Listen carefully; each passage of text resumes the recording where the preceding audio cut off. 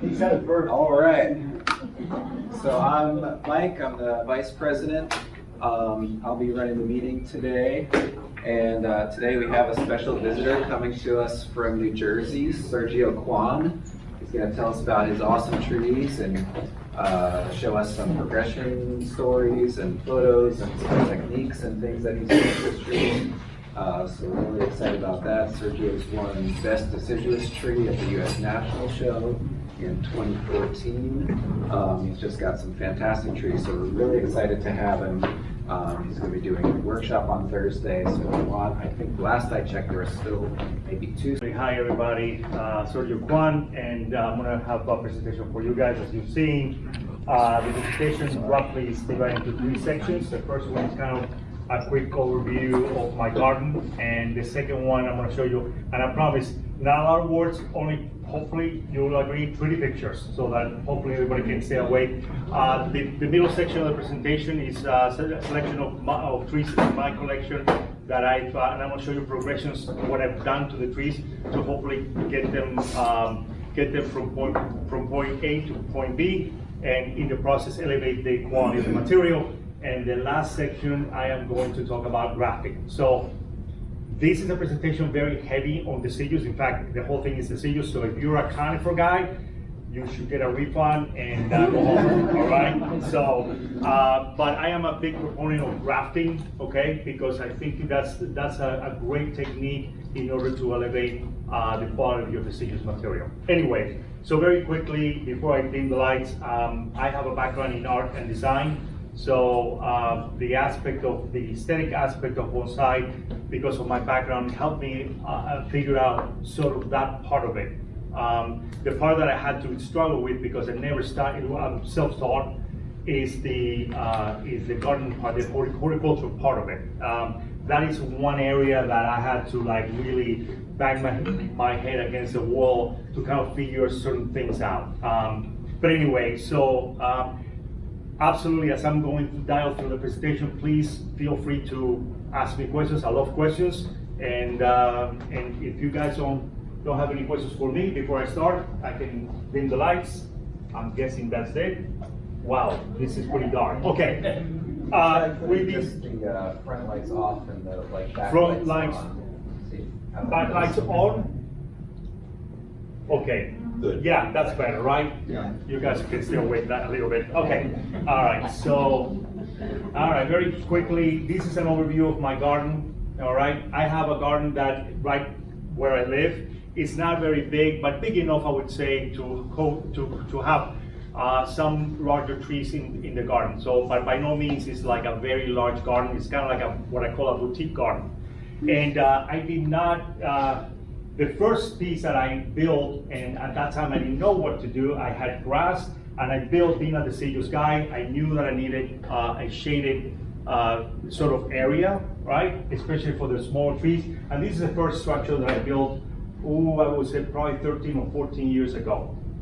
All right, and from there everything grew. Now, at this point I was trying to figure out what to do, and I'm gonna use my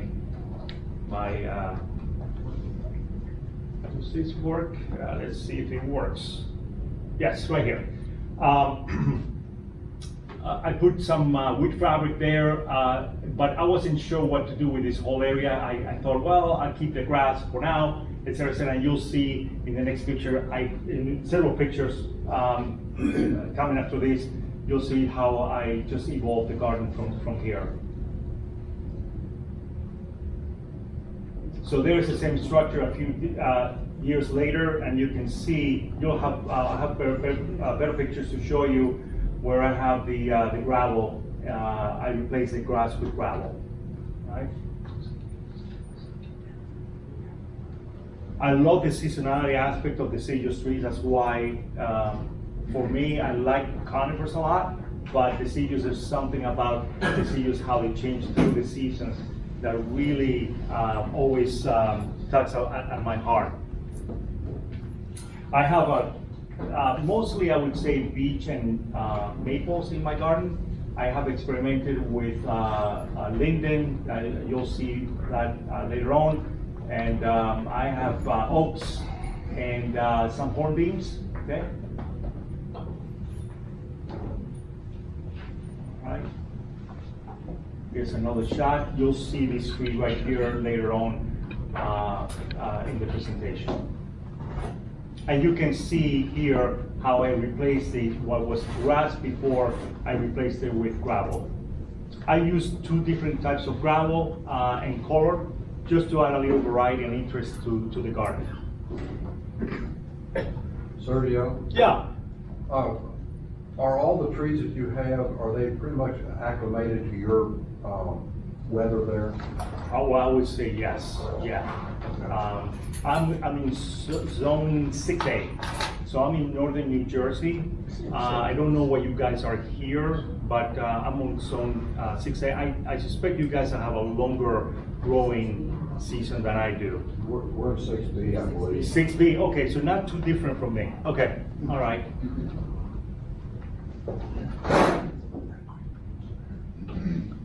Just to give you a sense of scale, this Chinese elm here is about 4 feet tall. Okay, it's pretty big. So just to give you a sense of scale, because in photographs it's very, very tough to tell whether a tree is this big or this big.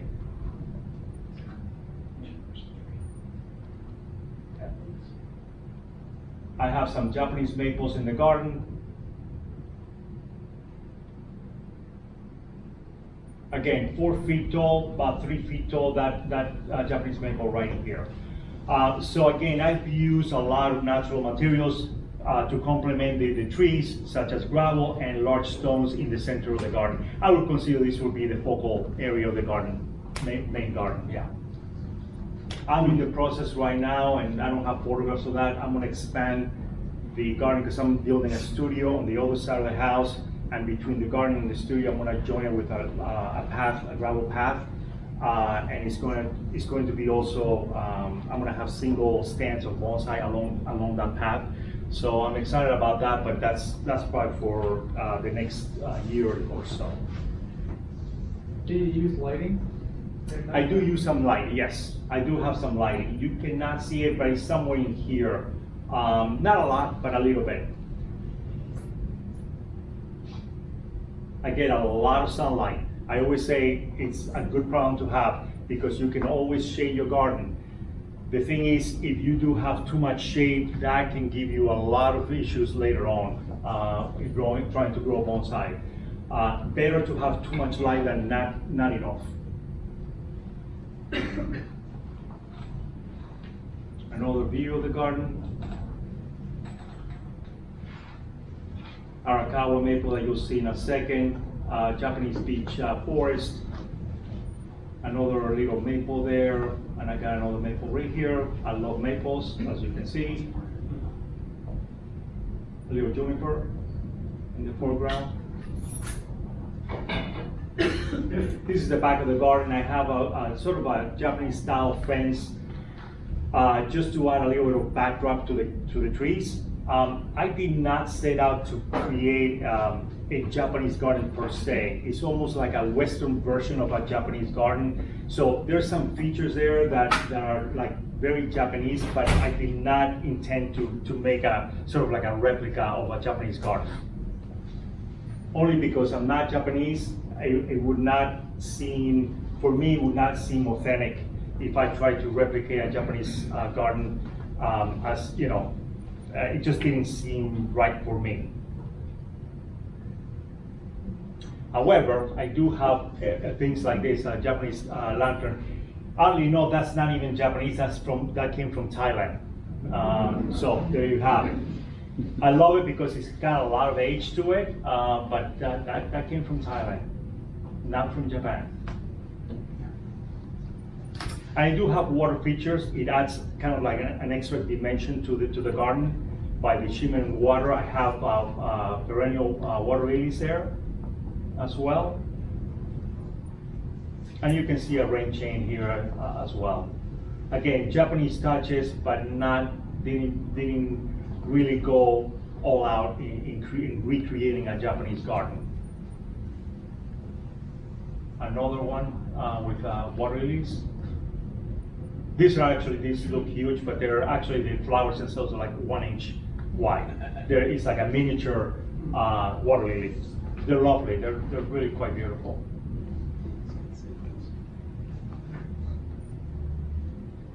This was, I believe, taken in September, so I'm switching a little bit into fall now. And I try to get plants to complement the bonsai that flower throughout the season, the different months and whatnot. I can't remember the name of this one, but that blooms in September and October. It's succulent, and it's got these really beautiful pink flowers. I was thinking very early in the morning, that's looking out in the front of the garden.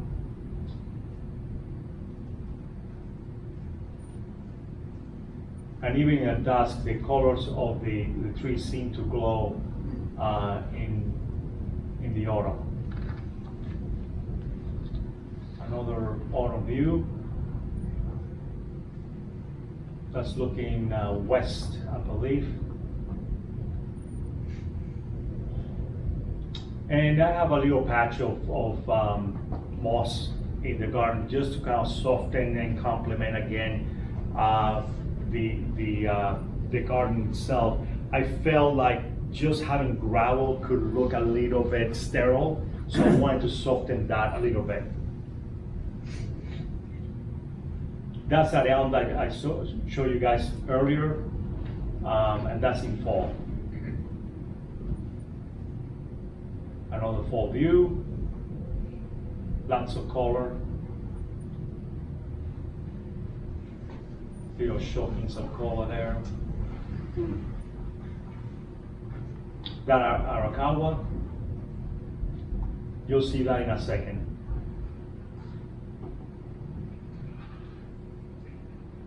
Another view, that's a linden. By the way, I don't know if you guys have worked with linden. This is the first year, I think this was 2 years ago that I took this picture. First year that the actual linden kind of gave me any color. Before that, it was just, the leaves went from green to brown, and that was it, and it just dropped. So I'm sure some of you may have had experience with that. But I was happy that that year at least I got some color. So is there a Don't know secret why. to get it to go to color? Because mine Don't goes know from why. green to brown every year. Yeah, I don't know why, to be honest with you. It just colored for me, and I did not do anything different. What I do think though, it has to do with the weather pattern that year, something that we cannot control. Whether it rained a little too much or a little too little, whatever, is something that was beyond my control. Because I did exactly pretty much what I did every single year. Nature is very fickle. This is towards the back of the garden. Another view. And I believe this is the last picture of that of the garden. All right. Any questions before I jump into the next section? Yes. Do you make your own stands? And, you know, I do. You, Yeah. 6x6s? And... Yeah, these guys are here are 4x6 right in here, only because they're I mean, certainly in this case, it's a pretty heavy tree. 4x6, and I dug about 30 inches deep. Concrete. Just strictly in the ground, or Yeah. you put it in concrete? Yeah. In Yes. concrete, okay. Yeah, and then of course I have wheat fabric and about a 3-inch layer of gravel. My suggestion, if maybe any of you have it or planning to have it, do not do too much more than 3 inches, because what happens is if you have, like, say you want to put a 6-inch layer of gravel, your feet will start sinking in and it's very difficult to walk in that gravel. So you don't want to go too deep into that with the gravel layer. What's the wood made of? Just pressure treated wood. I don't know who asked that. Oh yeah, pressure treated wood, and I painted it. I just did not like. Well, what kind of pressure treated wood? Just the one that you find in Home Depot or Lowe's, yeah. And I just painted it, spray painted it. I just did not like the look of wood for me. It just, I felt like something a little more quiet worked better for my garden. Sergio, how do you handle the water in the garden? By hand. Yeah, it's all by hand? By hand. All the time? Yeah, now I'm not against automatic watering systems. I have heard some stories, I'm sure a lot of you may have heard the same thing.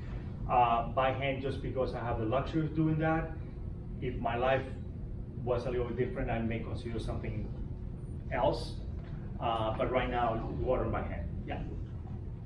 And some of you may ask, how many trees do you have? I don't have a lot. I have about maybe, in this display area, I was probably have about 40, 50 trees at max. Now, I think a fairly manageable number. I don't want to have 300, 500, 1,000 trees and have them all not being well taken care of. So I'd rather have less and have and try to work with what I have, basically. Yeah. About how long will it take you to water your trees? Very in the quickly, summer? about 20, 25 minutes. Not long at all, yeah. You're doing a watering can or like a hose? A hose, yeah. Watering can when I'm fertilizing. I'm not very sophisticated at all. I don't use like an automatic thing with a tank. If I would use that if I had a larger garden, but everything is by watering can if I'm fertilizing it. Sergio? Yeah. Do you get weeds growing up in your Yes. rock? Yes, I do. And but they can easily be pulled out, okay? Much easier than if they were growing on mulch or well, grass for sure. But on mulch, it's a little more difficult, but very easy to pull them out. But I do have weeds growing. You cannot avoid it. Yeah, thanks for that. Yeah. Is that metal at the base of your post, or is Yes. that paint? That's metal, that's copper, but to be honest with you, that's just for aesthetic purposes, not because I wanted to protect the wood or anything like that. It's just something that I added. It's copper. Okay. Yeah, Thank you. yeah, sure. Any other questions? How big is your area? Oh, man, in square footage, I could not even tell you, but I would say, Acre, half acre, what? well, no, my garden itself would be, oh man, I wouldn't even say it's a quarter of an acre, the garden itself. I think it's smaller than that, yeah. Do you have multiple water spigots? I have only one, and it's all in this wall here. Yeah, just one. Yeah, in some of the photos you might have seen like a green hose there, but yeah, yeah, it's just one, yeah. Put your hose away after you use it? No. No, because, yeah, right. I don't, because two or 3 hours later, I'm gonna come back, right, and water. So it's, even when people come to visit my garden, I kind of leave it outside because, you know, but yeah, no, I don't typically put it away. My life's biggest one. Yeah, right, yeah. It's just because 2 or 3 hours later, I'm gonna, you know, yeah. Any other questions? All right. Winter storage, do they all stay out all winter? They, well, believe it or not, no. So the answer is no. I have a very large garage, and half of it, much to my wife's chagrin, I use it to store my trees, okay? I'm building a studio right now, and another project in the future that I have in mind is going to be a greenhouse, some kind of greenhouse. But right now I don't have a greenhouse. I store them all in the garage. I've done that for like 20-some years with no problems at all. It works. But anyway, yeah. You have All decent of light your trees? exposure? I'm sorry? Light, do you have decent light exposure? or I, is it not? a couple of windows. I don't worry too much about it. But I have two small windows that have some light coming in during the middle of the winter. Okay. Yeah.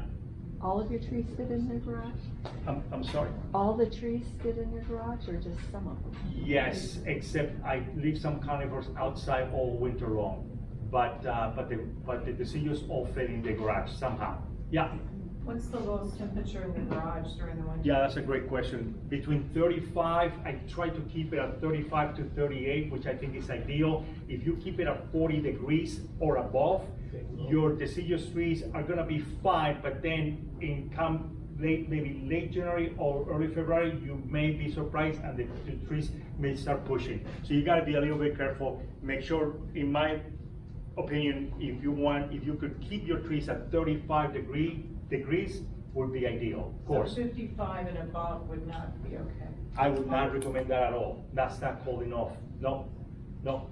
I mean, for the time, for a while, you may be okay, but after a while, it's just not cold enough. Yeah, you want to keep it definitely below 40 degrees Fahrenheit. Okay, let me jump into the next section, which is this is a progression of some of my trees. And I'm going to start with that Arakawa that you saw a moment ago. This is, I've been working on this tree for, I don't know, maybe 13, 14 years. I bought this on eBay for $600. This is what the tree looked like 1 year later after I got it. You may be asking why I have those long whips. The problem with this tree, one of the issues was that when it was shipped to me, the very top of it broke off in shipment. So, the previous year I kind of wired a side branch, which is this one here, to become eventually the future apex of that tree. And I also anticipated that I would need at least one graft that I'll show you, which ended up being an approach graft, to locate a branch right in here. So this is about 2 hours later. I wired the whole thing out. I'm a big believer that when you initially try to set the character, the basic design of the tree, whether it's deciduous or conifer, I'm a big believer in wiring trees. I think the strategy behind that is like as the tree matures, as that design settles, you want to kind of win yourself out or pull yourself out of the wiring and sort of lean more heavily into the what they call clip and grow method, all right, directional pruning. But in the first years, I find myself wiring the trees quite a bit. Okay, so this is about 2 hours later. You'll notice how I flipped this around, and that became a future side branch here. That right there is an approach graft. And later on, I don't have approach. Well, I do have root grafting that I'll talk about, but I will talk a lot about thread grafting. And I don't know how many of you have done thread grafting, but it's super easy graft to do, and it will help you quite a bit in really locating a branch exactly where you need, where you need it in the tree. There's so many times that you look at it on your tree and you say, God, I wish I had one branch right there. Thread grafting is just a great way to do that, right? I did turn the tree just a little bit right in here that the chopstick shows the front of the tree. I pushed that design just the actual trunk just a little further away from the viewer.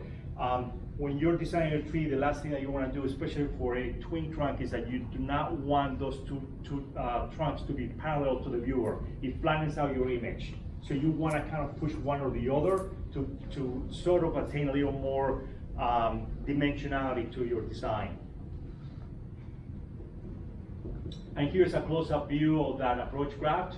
I use, as you can see, I use push pins to kind of like just basically attach my whip to the parent trunk. Back view of the tree, I'll talk about it later. I have an approach graft. Technically it's an approach graft, but most people call it a root graft in this case. This is a few years later, the tree. I think maybe 2 or 3 years after the previous picture that you saw. You may be wondering about this funny little guy here. That originally was another root graft. I kind of sort of fell in love with the little graft there, and I kept it as a third little trunk, okay, that you'll see in a moment. That's in spring, obviously.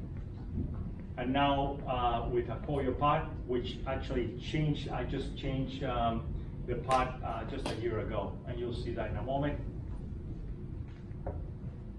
That's in summer, autumn, and you can see how much that little trunk has developed. I don't intend to, a little bit thicker would be nicer, so it will get there, but I don't intend that to be like really thick at all. Just want to keep that as a small, very small little tree there.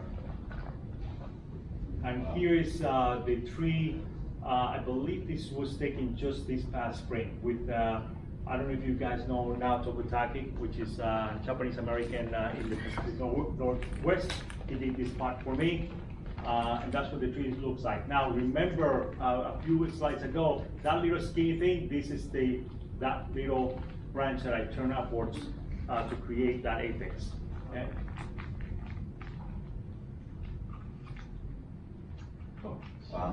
So before and after, 2014, 2025, right? So that, what, 11 years. How long did it, Not too long in terms of bonsai, 11 years, I mean, come on. how long did it take for the broken top to heal over? For the broken top to heal over, Right there, it didn't, no, that I would say probably took about, if I remember correctly, about 3 years max. Yeah, pretty quickly. Originally also had what they call a euro, a hole in here, and notice, I mean, it thickened so much that it completely closed by itself. I didn't do anything special to it. Yeah. You don't have any dieback on your Aracawas? I'm sorry, I You don't have any dieback on, like a branch dieback? So, and I'm glad you asked that question. So they're a little bit tricky, okay? Arakawa, first of all, they don't ramify as easily as regular Acer palmetto. In part because once it barks up, it's impossible for Arakawa to push buds in that area, okay? So how do we get around that problem? Obviously, you can go into grafting, but that's one reason why they may not, you cannot get them as ramified, or it takes you a while to get them ramified. Yes, they do have a tendency to drop branches.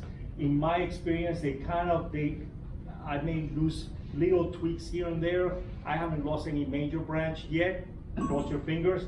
But what I have heard, and this happens in Japan, I was talking to Bjorn a while back, he did tell me that Arakawa, as they get older, the apex tends to die back. So that's another thing that is part of the genetics. There's ways that the way I manage the apex on this Arakawa is very different than how I manage apeces from another Acer palmetto. I'm not as aggressive with it. Any other questions? I believe, oh, yeah, go ahead. You talked about how you just like to initially wire it. How much more did you wire that after that initial stage, or did it? I wired it, I kept wiring for the first maybe 4 years, maybe not as intensely, but right now, like this past, what was it, December, this was shown at the Canopolis Winter Silhouette right here. And to answer your question, I wanted not to have one single piece of wire, but guess what? I looked at it and there was a couple branches that I wanted to tweak a little bit, so I put a little bit of wire in it. It's okay, you shouldn't really display deciduous trees with any wire ideally, but I did it, it's just a couple of little branches that I think it was okay.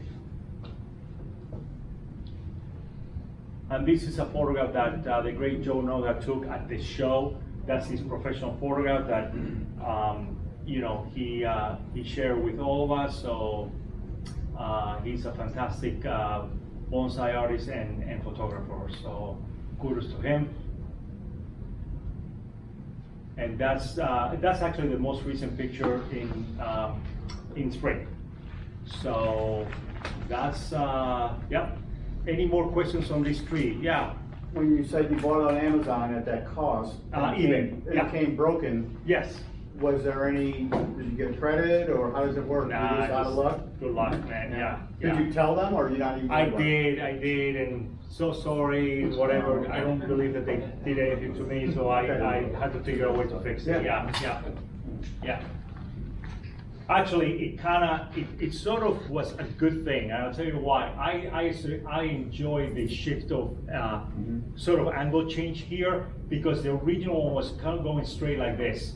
So this change of angle actually, I think it helped it quite a bit, in my opinion. And notice a little trunk over here. I often like to add little details to trees that are a little bit like what I like to call conversation little moments of the tree. So that's why I kept it. You may be wondering, if you removed it, is it the end of the world? No, I think the design will work without it as well. Yeah. I was gonna say, I like the knot in the tree. Is there any way that you could have maintained it? Kept something in there? Maintain the. knot. Not- The initial tree, yeah, the knot. You know, yeah, I could have, but it just glows on me, and I'm fine with it. Had it Would you have to keep a plug in there? You can, there's ways to keep it open, for sure. I'm not sure that I really wanted it to. If it still had it, I don't think, I think it would be fine, especially with the character of Arakawa that has that rough bark. But it just kind of close to me. But there's I just ways, like the knot. yeah, but there's ways to keep it open, for sure. Yeah, and preserve it, yeah.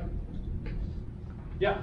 Do you have a way of thinking about, or a theory or something about how you put the movement in your branches? I really like what you did, and I wonder how you think about it. Oh man, that's a really loaded question. And I'll tell you why. I mean, I think it's a fair and great question. That is where you start getting into the artistic part of decision-making process. And I'll be honest with you, even when I do the workshops, it is a tough thing to teach. Because, for example, we're taught to cut anything above, anything that goes up or down, cut it, right?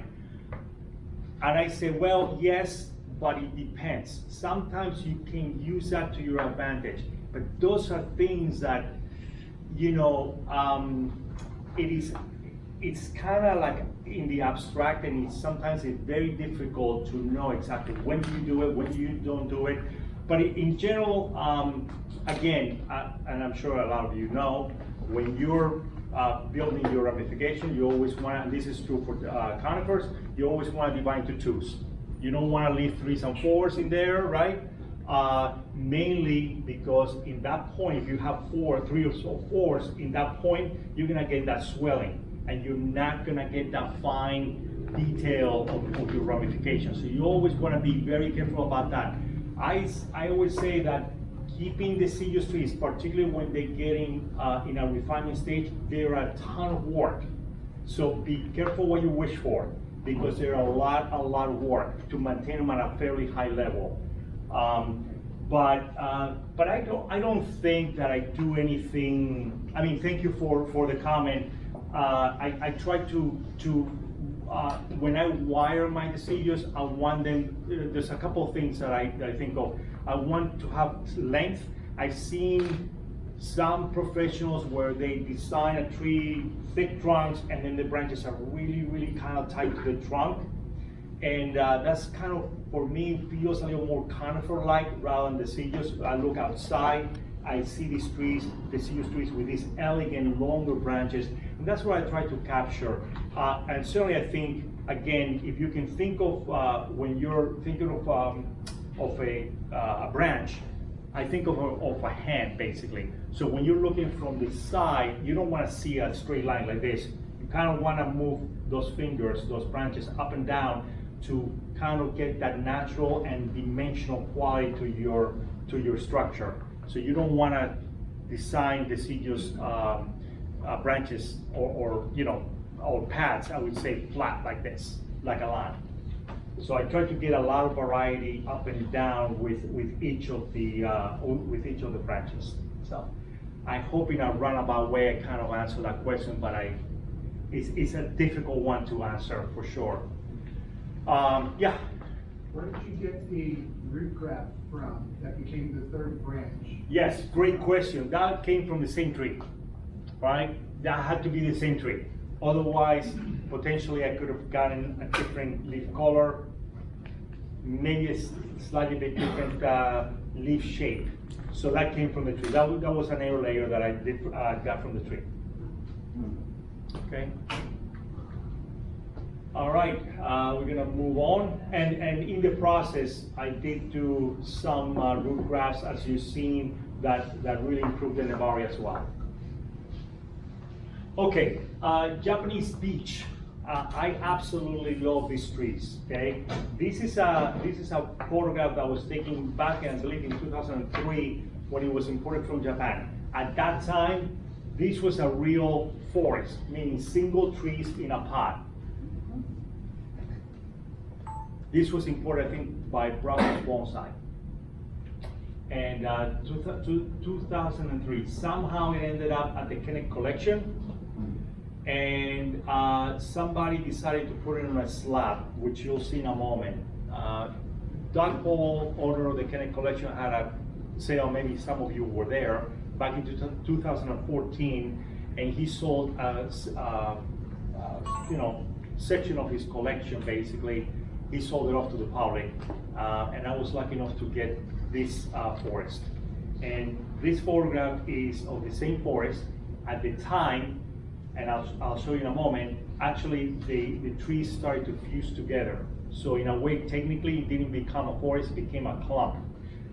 This is a photograph that I took maybe an hour or two after I got home, right after I purchased the tree. You'll see a big mound here, and the dark, the reason why the soil looks so dark here is because it's got this netting.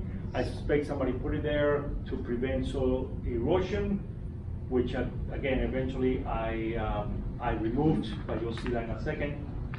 So let me go back here. This was a proposed front for the tree. And when I got it, I studied for a couple of days, and I decided that the back of the tree was probably a better front, better future front. So I decided, I kind of committed to this front to work with. And you can see here clearly in this photograph the netting. I also felt like the mounding of the soil was way too much for the proportion of the tree. In future replantings, I wanted to lower the profile of that soil. Again, a lot of the bonsai is about proportions, right? Even though it was pretty well ramified, it felt very disorganized to me. It felt kind of more like a young trees rather than this sort of old forest of trees. This is about a year later, and you can see the one thing, and let me go back real quick. I saw a triangle that was lopsided. I saw this here. I wanted something that felt a little more sort of stable, a little older. So here, you'll see through wiring and through some pruning, I'm trying to bring some of those branches down to create a more stable kind of image. The soil still remains very mounded, obviously with the mesh removed. But again, I wanted to kind of lower the profile of that soil. This is a photograph that was taken about a week before it was exhibited in the 2016 Nationals. You can see how full it gets, and this tree requires thinning out every single year because otherwise, and that's something maybe we won't get into tonight, but the outer canopy partial defoliation is incredibly important when you have trees that are this dense. About 3 months later, that year, 2016, was exhibited at the Canopolis Winter Silhouette, and you'll notice how I ended up doing something a little bit different than traditionally. Rather than a wooden table, I chose a plexiglass table. I felt like the contrast between the cold aspect of the material with a more natural aspect of the tree itself and the stone and the moss felt like a very interesting contrast in a way. I also felt like it looked almost like an outcrop in a lake in a way. The reflective quality of the material felt a little bit like water. Yeah. Are the trunks still all fused together, or you didn't do anything with it, or did you pull some away? Absolutely. I did remove a couple of them in the process, but I did not do much with it because they were starting to get really fused, and I did not want to disturb that. Japanese beech are, I would say, probably not for the inexperienced. they're not the easiest ones to ramify.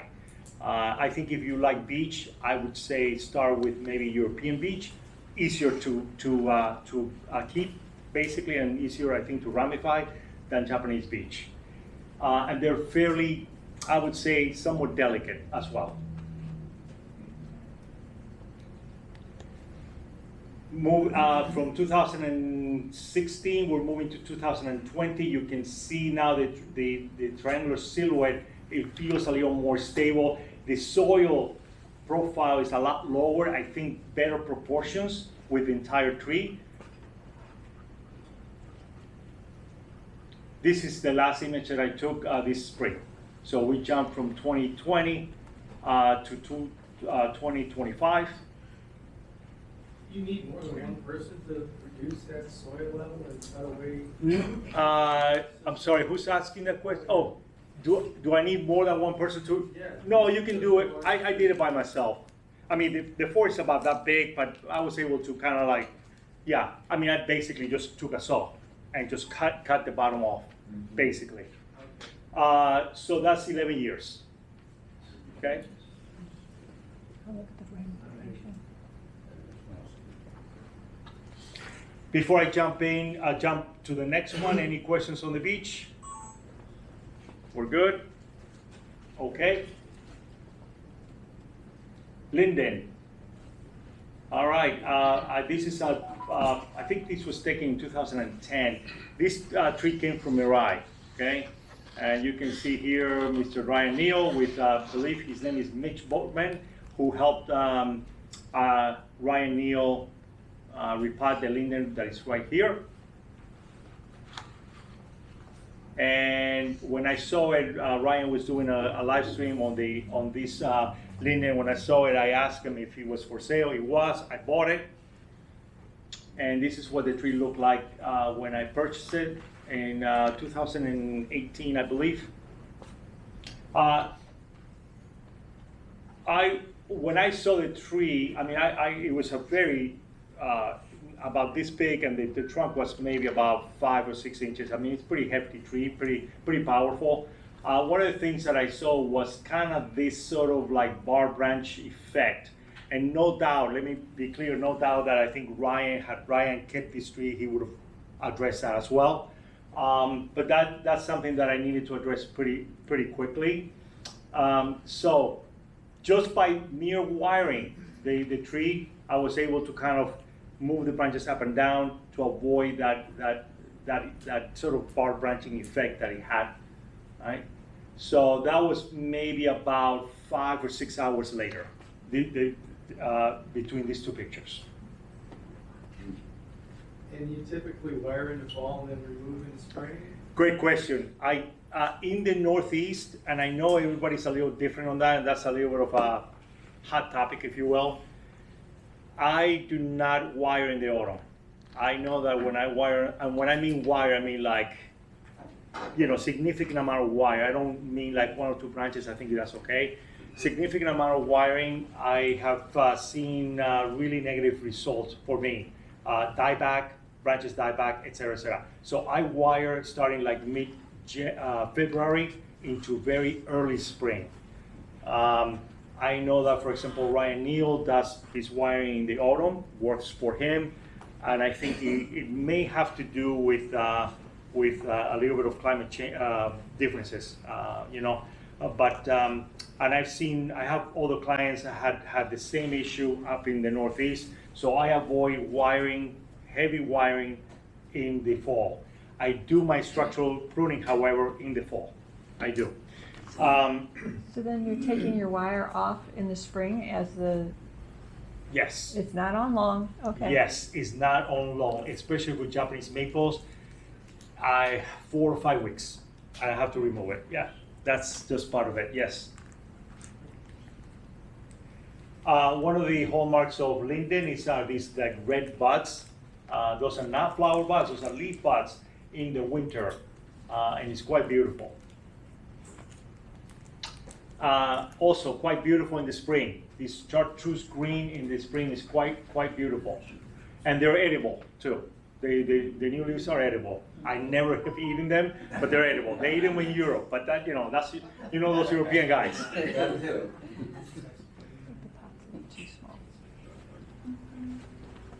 This was sort of a vintage style photo that I took. This is in the middle of summer, right? And let's see. That's fall right here. Another tree. Yeah, this is a tree that I was telling you about. Difficult for me anyway to get some real good autumn color. And this is the last. I actually saw this tree. This is the last picture that I took about last year, I think. And you can see here, January 2019 to 2023. They do ramify really well. If you cut them back, they'll backbud readily, really, really well. So you can develop, as you can see, you can develop a fairly, let's just call it, finish tree in a very short period of time. Did you send Ryan a picture of the I have one? not. I know that he might have seen me posting it, but I have not talked to him about it. Yeah. I think he'd be pretty pleased with that. I hope so. I hope so. I hope he was, but yeah, so I was pretty happy with it, but, it was one of those things that sometimes I need to bring trees in and something has to come out of my collection. And that won't pay me to sell, to be honest with you. Very, very good tree to work with in terms of bonsai, yeah. How regularly do you lose air layer? I never have air layer, but no, that's not true. I'm lying to you. I did I didn't do an air layer. I did cuttings, and it took. So that means to me that you can air layer pretty easily. They callus pretty quickly. That tells me that I think they can air layer very, very nicely. Yeah. I've got a quick question on the bark. I've got a very similar issue where I've had to add bark branching, almost just like that on a much smaller tree. Right. Is it as simple as just wiring one high and the other low, or what's the? Sometimes you have to chop one of them off. Okay. So sometimes, in this case, I was able to kind of manipulate some of the branches in a way that avoided that effect. But sometimes you just have to choose between one or two and chop one of them off. Yeah. Okay. So it depends on case by case. Okay. Any other questions on the linden? All right. Believe it or not, this is a Japanese maple. All right. And don't ask me why I bought it. I bought this was many years ago, and I saw something about it. Okay. So the takeaway on this example here is that don't try to make a tree what it doesn't want to be. Okay.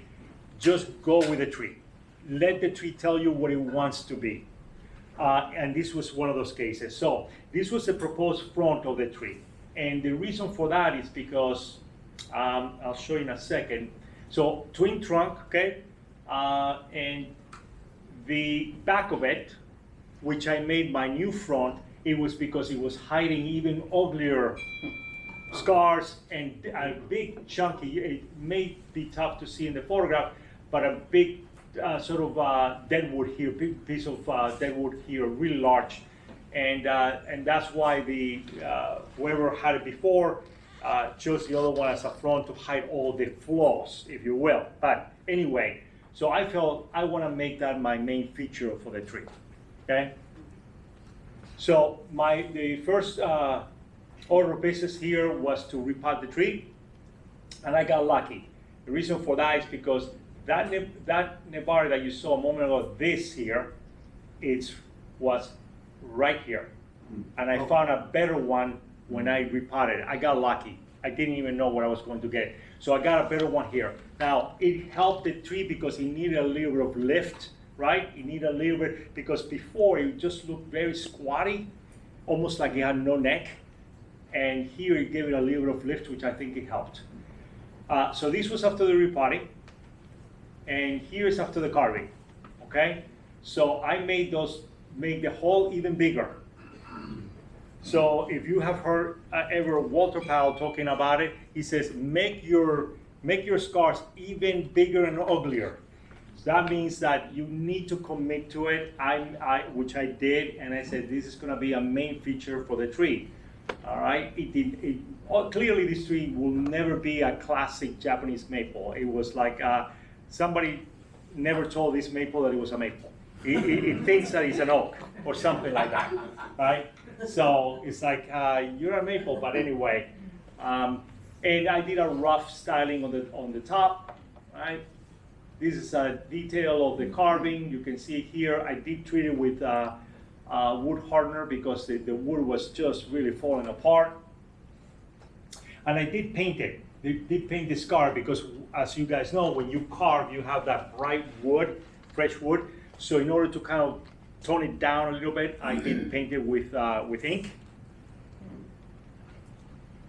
All right, and these are some of the details of the canopy. And again, part of the process of building the sigils is you gotta let them grow, cut them back, let them grow, several years, repeating that process through the several years. This was no exception, so I needed to improve the transitions between the main branches, secondaries, and tertiaries. So this is why you're seeing kind of some lengthening here, and then I was going to cut it back. So this was, I think, in June or July, and this is the picture of the tree about 2 years later. This was fast. When did you decide to leave the Before and after. Yeah. When did you decide to leave the large deadwood feature on the left there? Right here. Yeah. What had you decide to leave that? Oh, I just thought it added to the story, basically. Because if I took it out, yeah, I think I'm running away from the whole story of this tree that had a trunk and it died back, et cetera, et cetera. So I think it really added to it, in my opinion. So you can see here, I am lying to you, this is just 2 years, but it's really 3 seasons. So 3 growing seasons between the 2 pictures. Yeah. So my question is, sure. In the middle trunk, you have 2 that are rising.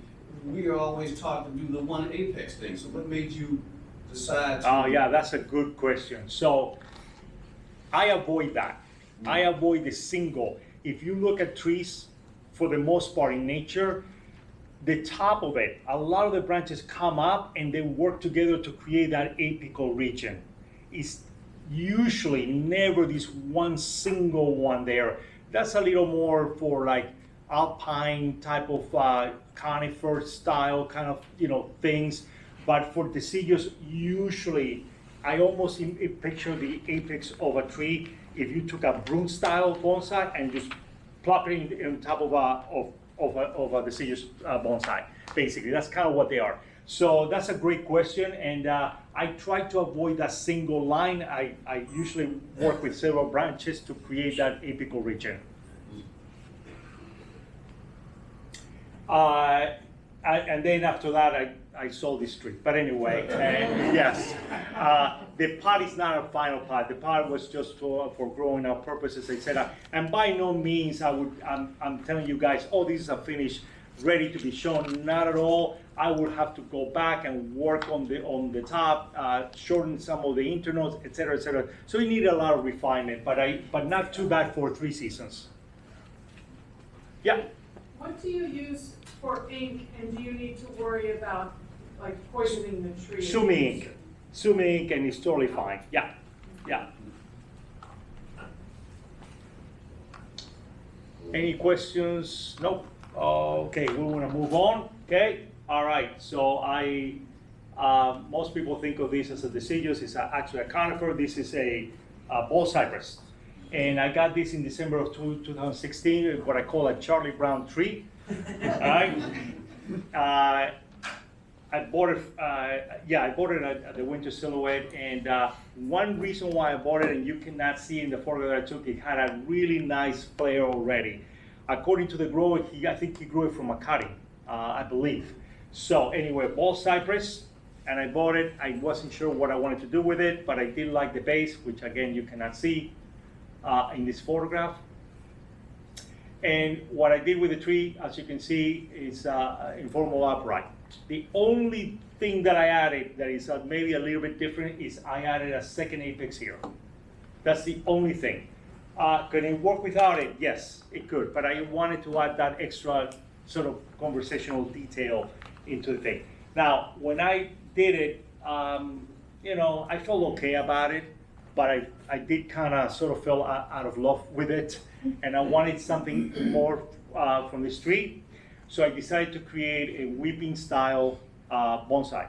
Now, about the previous example, I did tell you guys, don't try to make a tree, don't try to make your tree where it doesn't want to be. This is the only example in my entire garden where I kind of force my will into the tree. That's the only one, because the tree wants to grow up. I want it to grow whipping, right? So this is the only example that I force myself into the tree, right? I don't usually like to do that. So this is the, this was in October, and I took all the wires off. This is what it looked like. And this is after I wired it into a future whipping style bonsai. This is in, I believe, this is late, early September, I believe, right in here, in leaf. This is what it looks like in leaf, right? And this is about 2 years after, right in here. Now, the one thing I started experimenting with is breaking the line of the pot, and so I extended the branches well below the line of the pot, which I thought was kind of an interesting touch.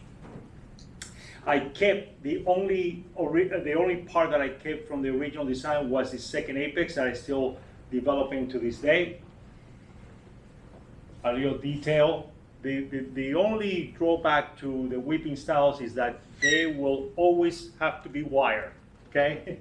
And they're a lot of work, and that's why I will just want to have one, not too many. As you can see, the whole thing needs to be wired. Another detail of the wiring. And for whipping style, my impression or my understanding is that it's acceptable. If I needed to display this, it's acceptable to show it wired, but the wire better be really nice. Did you leave it on for 5 weeks? Did you leave the wire on for 5 weeks like we were talking about earlier? For 5 weeks? No, this is different. This can last for a much longer time than for example, maple, yes. So we're talking about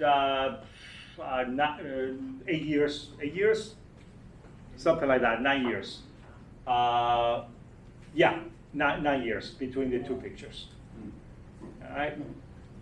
And this is the last photograph that I took of it. This past, I think it was last winter, in like November or December of 24. I took this picture. I'm having somebody, in fact, it's already made. I'm having somebody specially made a stand for it. So this is not really the final stand for it. Any questions? Your choice to have the break the line of the pot in front instead of in back. Why that? It does break the line on the back as well. Okay. Yeah, I have a couple of them that go beyond the right in here and right in here. Okay. Yeah. Okay. The next two examples are sort of what I call disasters that I myself created, but to show you that you can still salvage material using a little bit of ingenuity, if you will, and with a little bit of luck, of course. But this was my best shohin some years ago. It's a Kiyohime, very, very small leaf Japanese maple. And this is what it looked like. I pretty much killed it. This was an error that I made through the winter. Most of it died, and the only thing that I could salvage was the main branch. And it looked, at this point I was pretty broken. It was a heartbreaker for me, and I kind of wanted to just throw it out because I didn't know what to do with it. But anyway, so my thought was to create a cascade, a future cascade. But before I did that, I wanted to make sure that the tree recuperated and it became healthy again. Again, health is number one priority on any tree. Without health, you don't have anything. And it's overpotted to gain health. All right, it grew well, thank God. Moving fast forward, several years later, I don't know how many years, 5, 6 maybe, this is what I was working with. I was very unhappy with it. It just was, it's okay. So I was searching through the internet and I saw a stone in Japan, and it's actually a Chinese stone. I'll show you in a second. And I said, maybe the two can be combined somehow. This is a stone, very interesting stone, at least in my opinion. What made it very interesting is that skinny neck, almost defying gravity. I like that. There's a lot of visual tension in this stone. So I said, I think that the maple may look good here. This is the back of it, and I am building my wall with muck, basically in order to place a tree in there. You can see my wires being prepared so that I can attach that tree into the stone. I'm sorry, go ahead. How did you do the wires? Oh, I put in Home Depot or Lowe's, you can get the two-part epoxy, and then you can just pretty much glue it to the side. The stone itself is natural, all natural, except the base of it came with a round base of concrete for stability, okay? How long did it take you to prep all the wires and prep the muck and? Nah, just maybe just a half a day. Not too long, honestly. I fixed the stone to the pot via copper wiring as well. Okay. Do you make your own muck, or do you get? No, I'm too lazy. I bought it. There's a way you can do it, but I bought this one. Yeah. And here you can see me putting a kadama in there, in the basically sort of within the walls that I created. Okay, this is what was created. This was maybe a day later, essentially. So I'll show you in a second. I made a channel of muck right at the back of the rock. I'm going to show you the stone. Here's a 3/4 view, and this is the back of it, and you can see where the magic happens. Eventually, the roots will grow all the way down to the pot. Okay, looking for moisture. How does that not topple over? It does not. It does not, and that's what I enjoy about it. I've gotten some criticism from like, oh my God, it looks like it's gonna topple over. Thank you. That's what I like about it. It's that visual tension that to me makes it more interesting. But you're right. It feels like it's gonna topple over. It does not. It's very stable. Sergio, how did you deal with drainage in that? The drainage in that hollowed out area? Oh no, it just drains through completely. Oh yeah. Is it porous? Yeah. Yes, see. yeah. And it just drains right through. Yeah. This was that year, that fall. I think it's 2021, I believe. Okay. Here's another picture. A year later, a little more refined, a little more developed. And this is with a new stand here, which I thought it sort of matched the whole feeling pretty well. So here's basically before and after, right? So again, sometimes you get lucky, you find the right materials, and the combination can create something that was better than what you had before. Here's a summer picture that I took last year, okay? And this is one of the last pictures that I took last winter. You can see how much more ramified it is. Oh, I'm jumping to the next one. Any questions on this? You go back one more picture. Of course, yeah. It was combined in this case with bloodgrass, Japanese bloodgrass. That space between the rock and the trunk? The rock and the trunk. Okay, Like, yeah. Go to the next one? Sure. Yeah, right here. Did you experiment with having that closer to the rock? I did, and I think what I liked about it, I could have, but I see this as one lump, two lumps, and I feel like I wanted something in between, like a slightly negative area here. I feel like if I joined that too much, it became a little too, not sure what the word is, but a little too, almost too clumpy in a way. I wanted that slight space in there. But yeah, that's a great question. Could I just sort of joined it? Sure. I just felt like it was a little bit better away from the stone itself. I did feel like the trunk kind of felt like, again, it mimicked a little bit the lumps of the stone itself, and I think it kind of went pretty well. The size of it is about this big. The tree itself is about that big, so it lends itself for small sizes. Kiyohime is great because naturally it has very, very small leaves, and it's really, really dense. I mean, you can see in this picture, it gets really, really quite dense. So I have to thin it out, etc., etc. Was the soil you used in there when you made the muck wall, that soil looked like all Akinawa? Is it all Akinawa? Yes. In case you're wondering, generally speaking, for larger trees, I use 80% Akadama, 20% Kiryu, which is similar to pumice. For smaller trees, 100% Akadama, for deciduous, not conifers. All right, the next disaster, Japanese white beech. Originally, I got this at one of the conventions, and I wanted to create a multi-trunk tree. So the idea was to air layer right in here and create a multi-trunk tree or bonsai, which I did. Air layering beech can be tricky. I got lucky with this one. I was able to air layer. It was not a perfect 360 Navarre, it was not, but I got enough roots.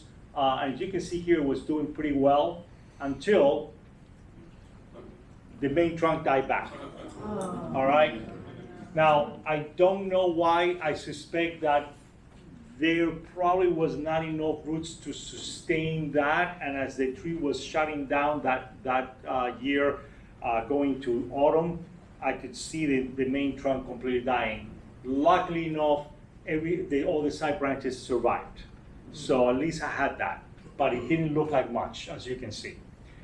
Another case where I said, well, maybe I can figure something out with creating a stone kind of composition. And in order to do that, I found an Ibigawa stone from Japan. They're beautiful. I think that they're some of the most beautiful rocks that you can obtain. They're coming from Japan. They're not cheap, but anyway, I needed to chop the root system in half. Okay, I had nothing to lose, and you can see with my miter saw, I was chopping it right in half. All right, it seems brutal, but in order to do what I needed to do, it was something that was necessary. And here I'm holding the whole thing chopped in half. And this is a detail of how it was attached for the time being to the rock itself through a variety of wires. I did not know whether this root was going to survive because I had to thread all those roots through a lot of different openings inside of the stone. And I did it twice because when I was finally put it together and I was looking at it in my studio, it looked like a rabbit had a tree on the back of it. The shape of this stone looked like a rabbit, and I said I don't like it. So I had to redo it again. I had to take the tree out, thread the roots once again through all the openings of the stone, and I did not know whether it was going to survive. It did, luckily, and this was what I created. Okay. So the side branches will turn right side up in order to create trunks out of them. A detail of the piece. Again, wired completely in order to kind of start giving it some shape. Another detail. And this was, the difference between these two photographs is about 10 hours. Okay? And this is the last picture I took. I think it was just in January or February that I took a picture of this tree. So again, I aim to keep sort of refining it, ramifying it. It doesn't require as much wire now. With beech, you have to be very careful. Once the wire bites in, you will see it forever. So that means you have to cut that branch off and start over again. So they're a little bit tricky in that sense. So you have to be careful how much you wire. And if you do wire, you got to be very observant that that wire does not bite in at all. Can you go back to that last photo? Yes. You said that's 10 hours. 10 hours of work, yes. Sergio, do you paper wrap your wire? I'm sorry, yes, I do, not all the time, but depending on how much pressure and torque I put to that branch, I do wrap sometimes with paper, yes. Like paper towels? Paper towels, correct, yes, yeah. That's beautiful, good job. Thank you, yes. I didn't mean to tell you that, but that's Thank you. The sui band is not really correct, it's a little too small, but that's all I had at the moment. And that's the last picture, like as I said. It's doing very well, by the way. I don't know how, but it's really flourishing.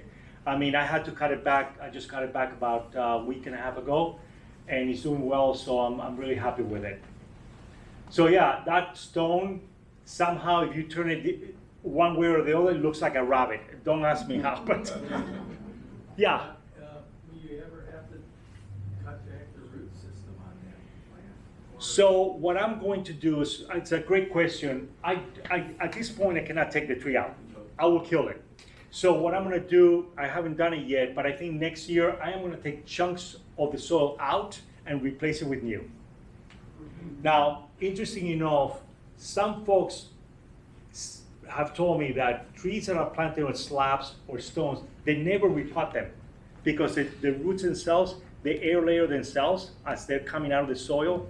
But I don't know how you can keep a tree forever because they keep putting roots. At some point, they're gonna get so dense that it's not gonna take water. So anyway, so my plan here is to take some chunks of soil out and replace it with new. But I cannot take the tree, I cannot separate the tree from the stone at this point.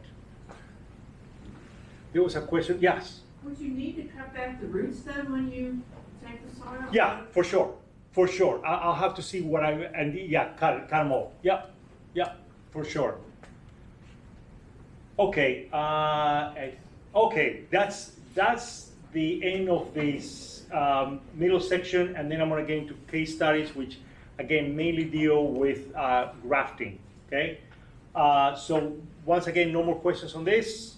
Okay, we're good. All right, case studies. Case study root grafting. I don't know how many of you may have done root graft, but it is really a great technique in order to improve your nebari. Not designed, not meant to fix a very bad nebari. Once you have a fairly good, as in this case, a pretty good nebari, it can help you enhance, elevate the quality of the nebari quite a bit. So I had this Japanese maple. This was done some years ago. I don't have this tree anymore, but I had an issue here, which I'll show you. This here is this wide opening here, and I needed obviously a root here. That groove here was from a previous failed root graft, and I attempted one more time to do so, to place a root right there. And technically, this is an approach graft, okay? You can do it two ways. You can do an approach graft, you can do a thread graft in order to do root grafting, basically. So in order to do that, I had to rescore that old groove. You can see the bright exposed cambium layer. And ideally, you want to do a root graft at the same time that you're doing repotting, simply because the root ball is accessible to you. In this case, the tree did not need repotting. I did not want to wait another year, so I decided to go ahead and do it anyway.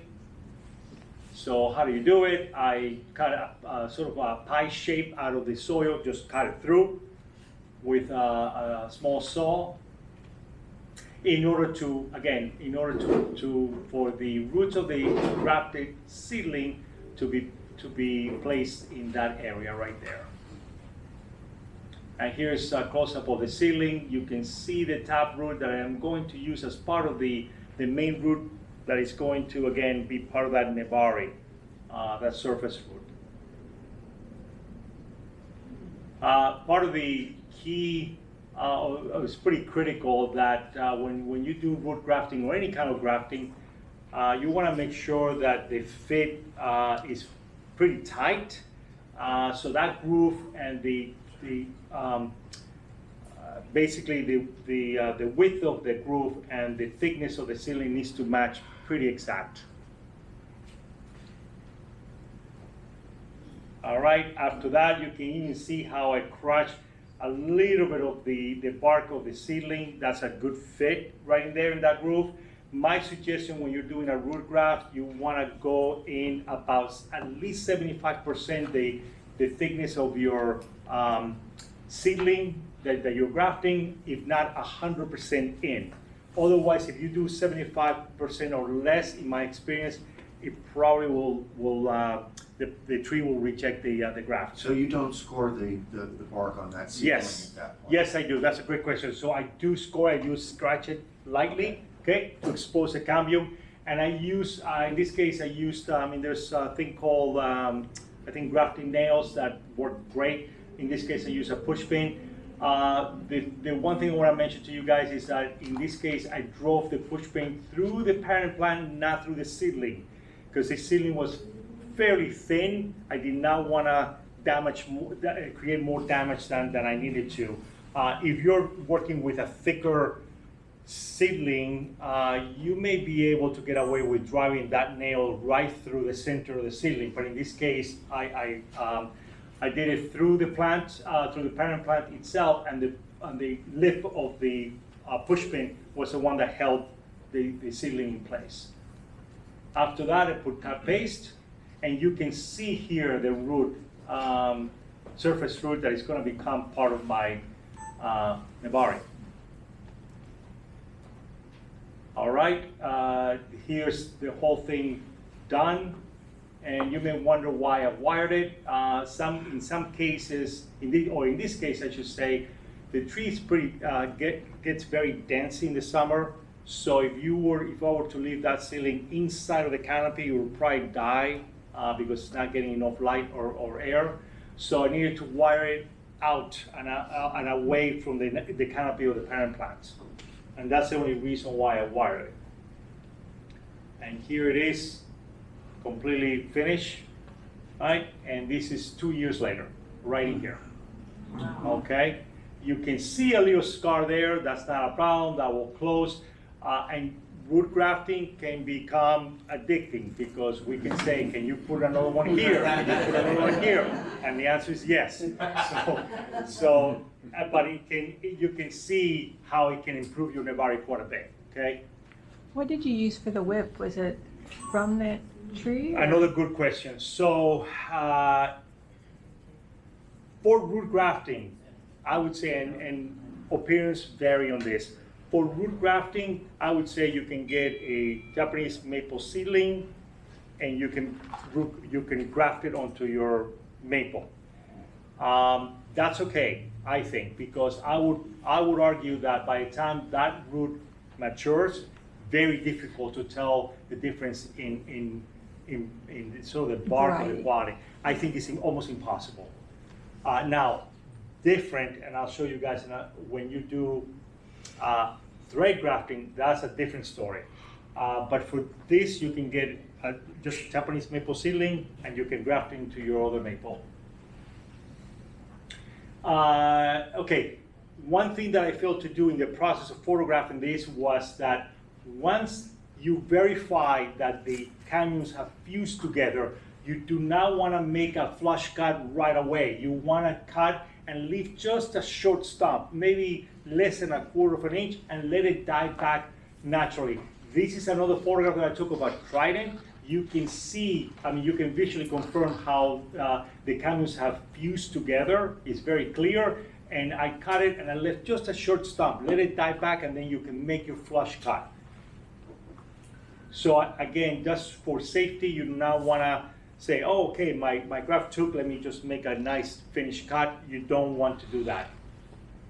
And here is the Arakawa that you saw a while back, again, with another root graft, and here's another example where I left a little short stump. Looks a little funny for a while, but then eventually you cut that off. Any questions on root grafting? Okay, all right. Case study number 2. This is about thread grafting. So I had this very long, taperless almost, Japanese maple a while back, and I decided to make a much, much smaller tree. So I had my sawing hand and I cut it right in half, okay? And I wanted to make a little more, a better proportioned tree, because I think you will agree that this is a little too long, taperless. In fact, it's starting to get inverse taper right up here, which not an ideal situation. Okay, so I wanted to create a small tree.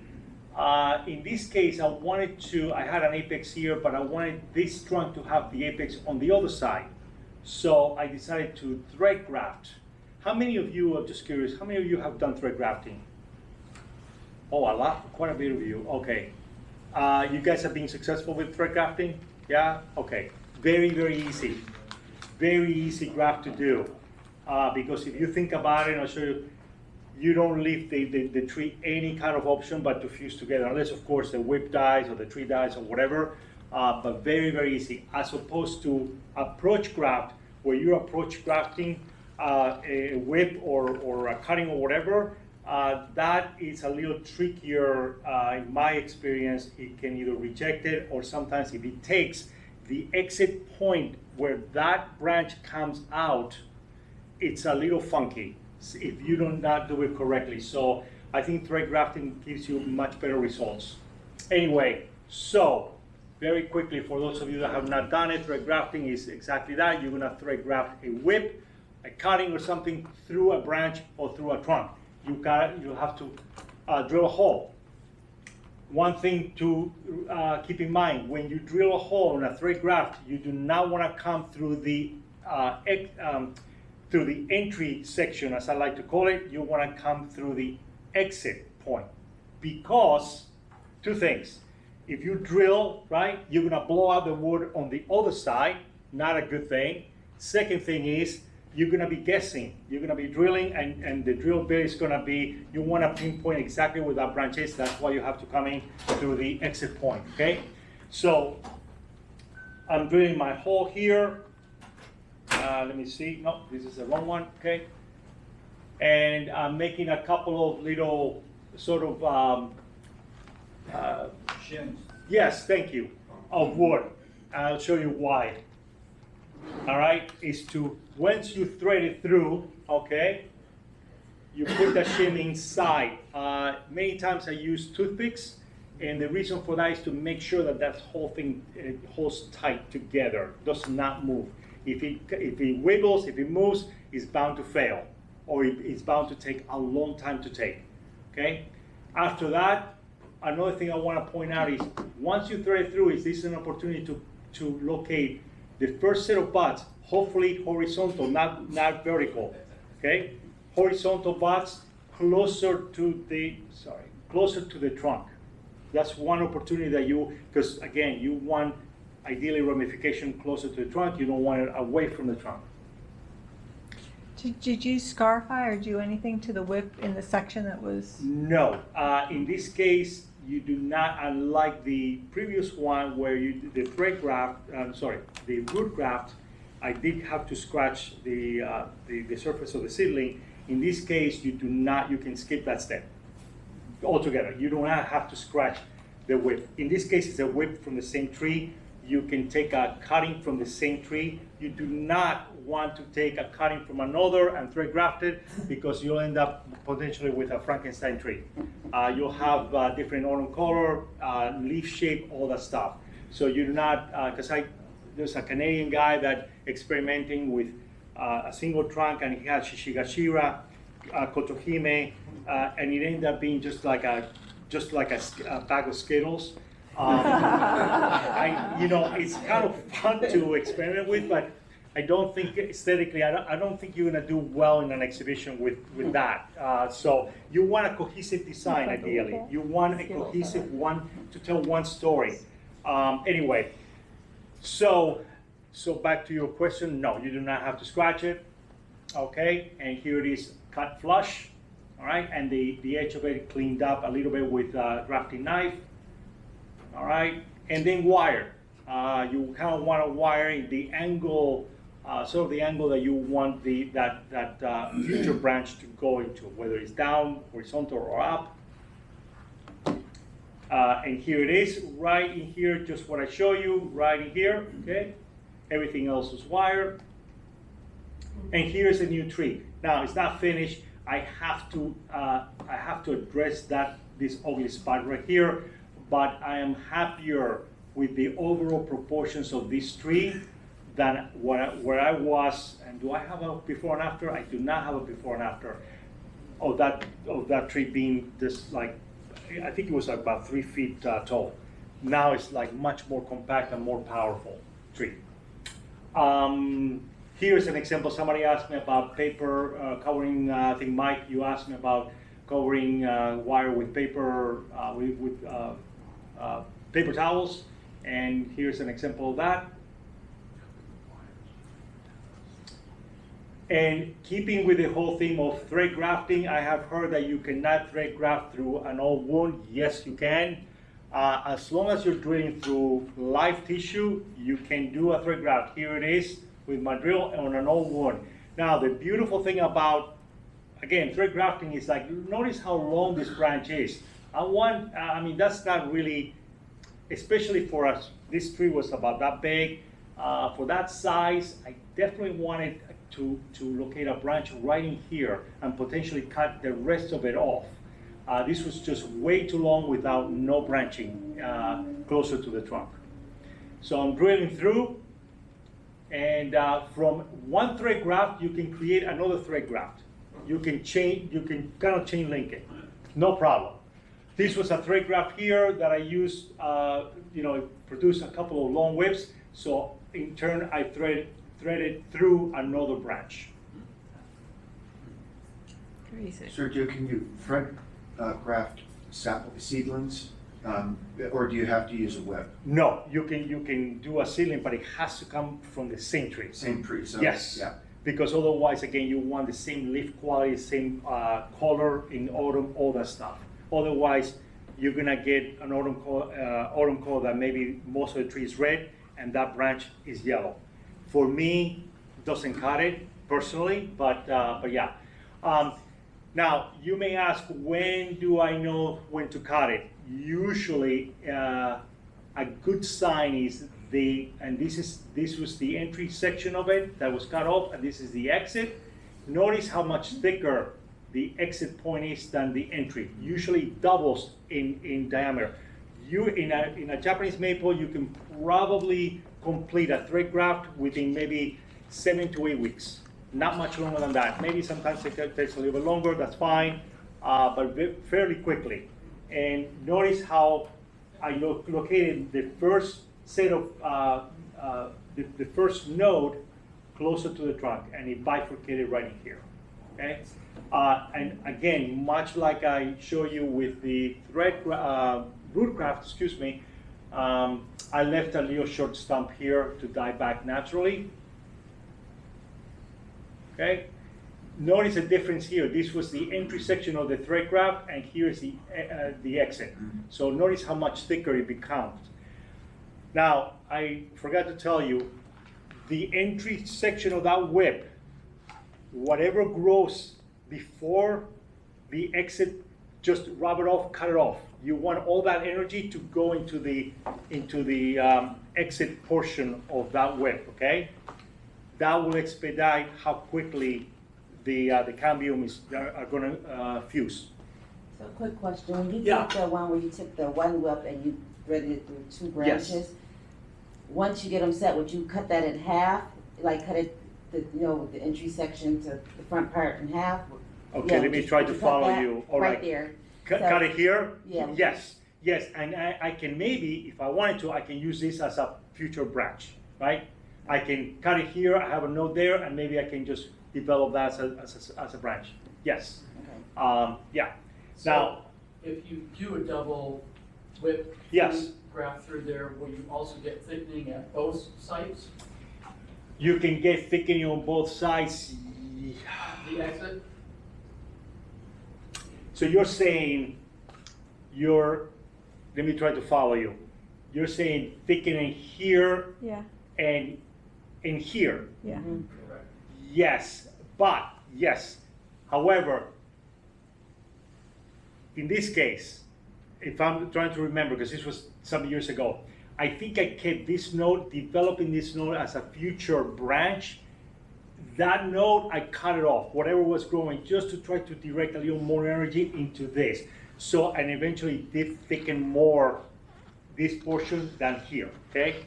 So, yes, that's the thing when you're doing like the chain link kind of thing. It's a little funky, but it does work. I hope that answered your question somewhat. There was a question, yeah. When do you remove your shin? Or You, does it no, you push don't. out? Oh, no. The tree swallows that. The tree swallows that. You don't have to worry whether it's a toothpick. You don't have to worry about it. It swallows it completely. It lives in the tree forever.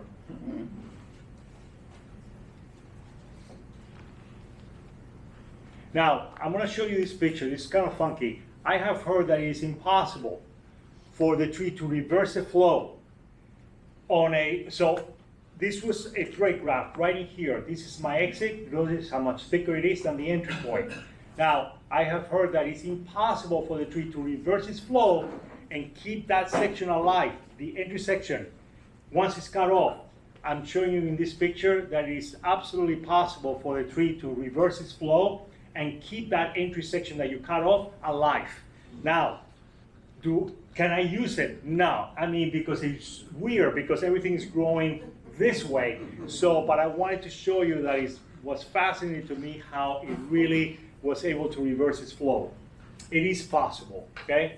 But eventually I cut it off because aesthetically, it didn't help me at all, okay? Just some a fun fact there. Okay. Any questions on thread grafting? Yes. Is there thread grafting of bald cypress? A bald cypress? No. I think thread grafting in theory should work. We're not talking about conifers, obviously. Well, bald cypress, it is a conifer technically. Yeah. I think it in theory should work, but I have never tried it. I think the timing for sure, like for example, Japanese maples, I would say probably 7, 8, 9 weeks. It may be completely different in terms of timing. I think there was a question back there, yeah. How late in the season will you decide that it's too late to start a thread graft? Okay, you have 2 windows for thread grafting. One, again, if you guys are bored in the middle of the winter, you don't know what to do, or you expect a lot of work in the springtime, and you say, I have to, middle of January, you can do a thread graft. The tree's not gonna do anything until it starts growing, but at least you have that task done. You can do it in the middle of January. In fact, I do a lot of my thread grafts in the middle of January. You can do it right up until the buds start swelling, right before it, because once they start swelling and you thread graft that through, most likely you're gonna damage those buds, not a good thing.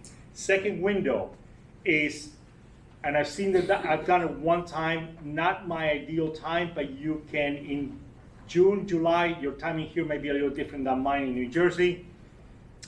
You can defoliate that once it hardens off and you can thread through.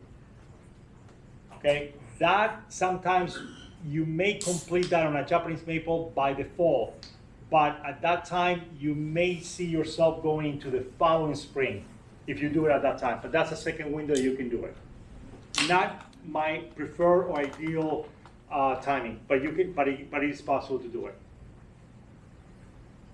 Do you change your fertilizer routine when you do a thread graft? I do not. I do fertilize usually for those trees. I find myself probably fertilizing a little bit heavier. So I guess the answer is yes. But I don't. I mean, I think I just up my fertilizer a little bit more. I would say just because I want to get that push right. I think there was another question somewhere. No. Yeah. When you got your thread graft, the start side, do you ever cut part of that off to direct the energy to the outside, the growth side? You understand what I'm saying? So you thread through, it's coming in. Yeah. And you cut half that branch. So the exit side starts to draw more off the tree. Like I've had it before where I see the swelling of the branch. Yes, and you cut it off. Cut it off. Yeah. The branch just dies.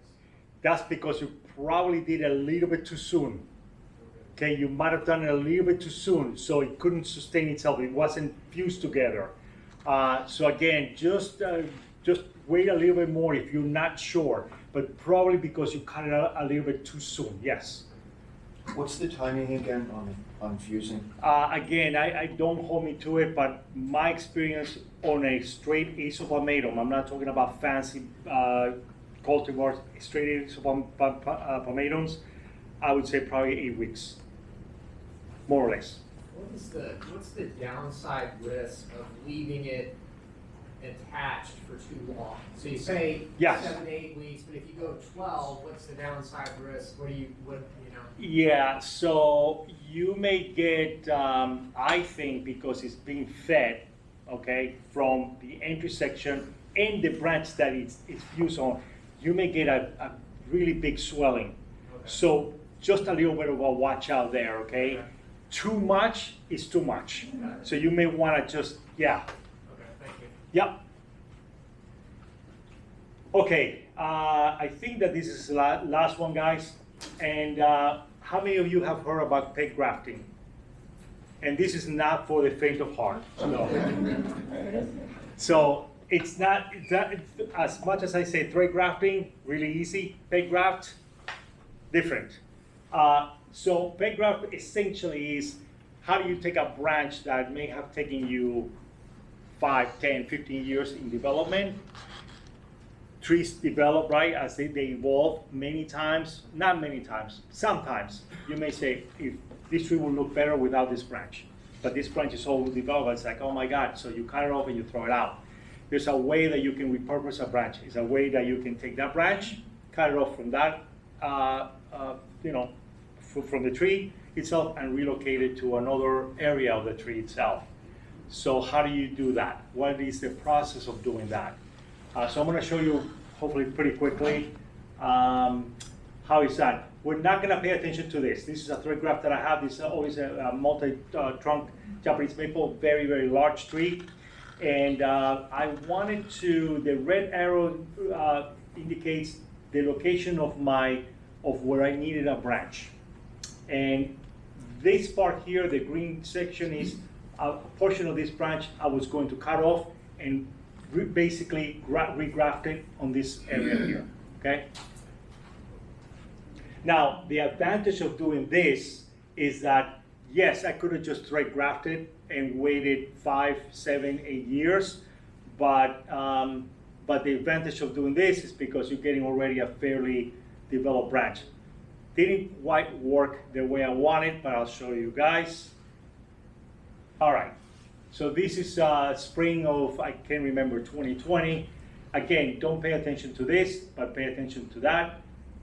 In order to do what I needed to, do the peg graft, you need to first graft it with a seedling, either thread grafted or approach grafted. In this case, I did an approach graft, and that seedling was what was going to sustain that portion of the branch itself. Okay, so this is that following September, and at this point it's already fused, and I'm ready to cut it off. I had to rig it. It was a ceiling. I had to kind of rig it up in the tree in order to kind of like hold it up there. Here's how I fused it together via what they call grafting tape. You can see it here, and some wire. And at this point, I could tell the whole thing is fused, and here it is with everything removed. You can see how well it fused the ceiling with that portion of the branch, okay? And the ceiling, of course, is what's going to feed that branch once I cut it off. So here I'm ready to cut it off, and it is important to leave a stop. And of course, I'm gonna show you. Here's what it looks like. Back in maybe 10, 15 years ago, I saw some pictures of Ebihara, which is like just a mad genius Japanese guy that invented this technique. And I saw photographs in his garden of these very well ramified branches with these little twigs just basically sustaining these branches. I didn't know what, it looked so bizarre. But once you understand the concept, it's pretty easy. It's just the execution is what is a little bit tricky. Okay, so what are we looking at here? This is a seedling that I used, and here's my branch. Now, you may say, yeah, oh my God, I thought that you were talking about like a big branch. It wasn't as developed as I wanted to, but it was an interesting experiment for sure. This was my first and only graft, and I have to say it was successful. So it gave me now sort of more courage to try some new ones. Anyway, so here's the branch itself, and I do not, here's a close-up. This is important, and I'm gonna show you in a second why that is, because that's where I'm gonna create my peg. That's peg grafting. I do not need the seedling, the rest of the seedling, I just need the trunk itself, the roots that is sustaining that branch. And here's a sort of a cleanup sort of diagram that I made to show you kind of the concept. Here's the grafted seedling right in here, and the green area represents the live cambium. And here, from this stuff is what I'm gonna, by hand, I'm gonna carve a peg out of it. I have heard some folks that they say you're wasting your time, use a machine. You do not want to use a machine on such delicate pieces of, light pieces of the tree itself, because it'll just completely mangle it. So I would recommend to do it by hand. Okay, here it is about 2 weeks later. It has a little bit of leaf burn, not a problem at all, but look how kind of weird it looks. Little stick, and then sustaining the branch itself. I'm gonna show you the location that I chose here. Now, I made a mistake because I thought that I should have checked more thoroughly, but I did not. That location was not close. The wound was not close. So that was not a good option for me then. So I needed to think of another location, basically, where I could put that branch. So this was no good. Why does that make it no good? No good because the wound had not closed, so I'm drilling through dead wood, basically. So, right? So, like I said before, you can do anything as long as you're drilling through live tissue. Following spring, this is me kind of cutting by hand that peg. Here is the peg itself, all right? And because this was going to take me probably 2 to 3 years, I repotted the actual, branch with the seedling, grafted seedling, in order to hopefully, be happy for the next 2 to 3 years in that little container. This was spring, of course. And here is why.